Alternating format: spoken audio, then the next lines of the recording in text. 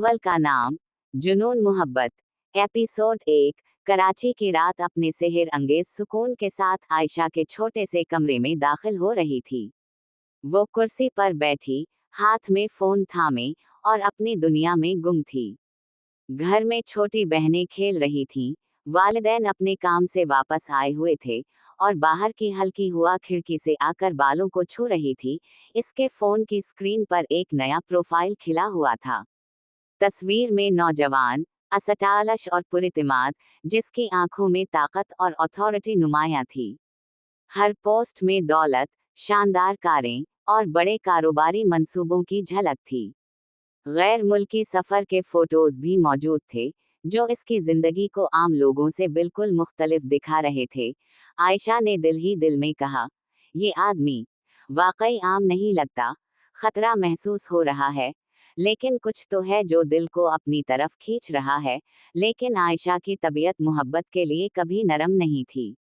वो हमेशा खुद मुख्तार रही थी और दिल से यकीन कर चुकी थी कि मोहब्बत सिर्फ कमजोरों का शौक है। इसलिए उसके दिल में सिर्फ तजस्सुस और थोड़ी सी खौफ की लहर थी, मोहब्बत नहीं।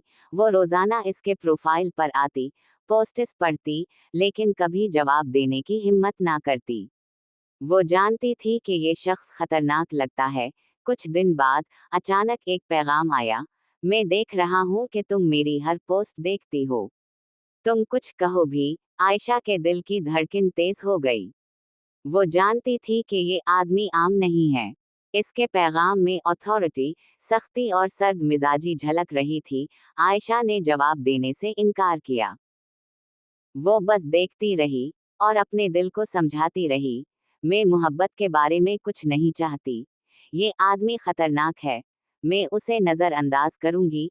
लेकिन रयान ने अगले दिन फिर पैगाम भेजा, और इस बार थोड़ा सख्त लहजा था, बस देखती रहोगी या बात भी करोगी। आयशा ने फ़ोन बंद कर दिया, लेकिन इसके दिमाग में सिर्फ एक ख्याल घूम रहा था, ये आदमी सिर्फ कारोबारी नहीं, ये ताकतवर और खतरनाक है, और मैं उसके करीब नहीं जाना चाहती। लेकिन क्यों दिल ये महसूस कर रहा है कि मैं उसे जानना चाहती हूँ। रयान वाकई रूस का सबसे खतरनाक माफिया बोस था, लेकिन फेसबुक पर वो सिर्फ एक कामयाब कारोबारी आदमी के रूप में छपता था। इसकी औरतों से नफरत और मोहब्बत की नफी हर पैगाम में झलक रही थी। वो किसी के जज्बात के बारे में नहीं सोचता और हमेशा कंट्रोल और ताकत के उसूलों पर यकीन रखता था। हीरोइन ने महसूस किया कि इस आदमी के पैगामात में न सिर्फ अथॉरिटी है, बल्कि एक छपी हुई कशिश भी, जो खौफ और दिलचस्पी को एक साथ पैदा कर रही थी।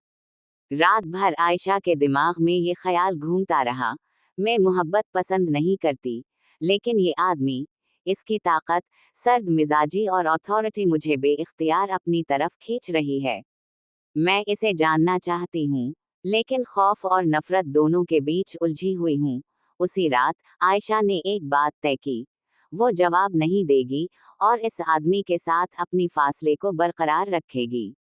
लेकिन जानती थी कि ये कशिश और क्यूरियोसिटी इसके दिल से बाहर नहीं जा सकती।